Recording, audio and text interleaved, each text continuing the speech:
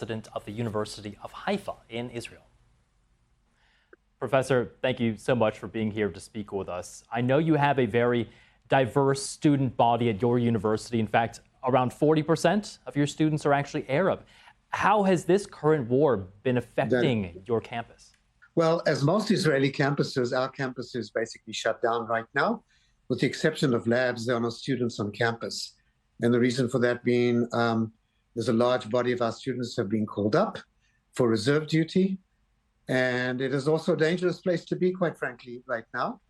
And so we wait for better times before we open the university campuses in Israel. Having said that, of course, we talk to our students via Zoom, via social media. And I will say this is a time of anguish. This is a time of confusion. And every now and again, a time of anger as well. These are difficult times. And by the time we get back, which I hope will be soon, there's going to be a lot of mending fences that will have to be done in a campus like ours. What do you tell your students when you're on those Zooms, and what do they tell you? So it depends who we're talking to. I would say among the Arab students, there's a lot of confusion. And I would even say there's a bit of, they're frightened. They're not quite sure how this affects them, how this will affect them. And it's my job to allay those fears and tell them that we'll pick off where we left. We left at a time where I think we've done tremendously important work in creating a broad and inclusive middle class, which includes all the groups in Israeli society. And that's where we're going to pick it up again when the time comes. Among the Jewish students, many have been called up and seen some of the most unspeakable incidents of atrocities. Are shattered psychologically. We have a psychological team helping our students, and all in all, it's a tremendous mess. And I just hope we can pick up where we left when this is over. I can only imagine it must be a difficult time for all of your students there. Now, part of your university's stated mission is actually to facilitate a dialogue between Jewish and Arab students.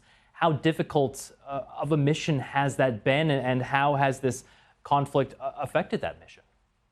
So over the years, we've tried not to preach to the choir. There's a significant portion of our student body who are tuned to the fact that Jews and Arab have to live together, but we have to actually address the others. And the way we do this is not through preaching and not through bringing people into sensitivity groups of one kind or another, but getting people to work together. So projects at school, projects of entrepreneurship, which are part of our mission.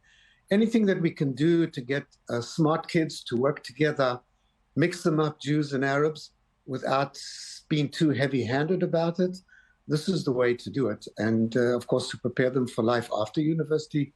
When you look at a variety of professions, when you look at the city of Haifa, where Jews and Arabs have always lived together and worked together, this is a little easier than it might be in other parts of Israel. It's through practice, it's through daily working together that people learn to respect each other. Now, Professor, a few days after the attacks by Hamas, 5 Palestinian students at Haifa University were reportedly suspended over their social media posts related to the war in Gaza. What did you make of that, and how can universities like yours continue to protect freedom of expression during this time? Well, let me first say these are 5 students out of a student body of 18,000 students, and that the suspension was a temporary suspension until such time that we can have a disciplinary committee, which, by the way, is working right now with these students. I can't anticipate what the decision of the disciplinary committee could be, but this was basically to send a signal to our students, both Jews and Arabs, to be a little careful about what they say on social media, to remember that there's a day after, and that we'll be coming back to school, and we'll have to work together. And at this particular time and point, think before you leap into social media. That was basically the point we were making.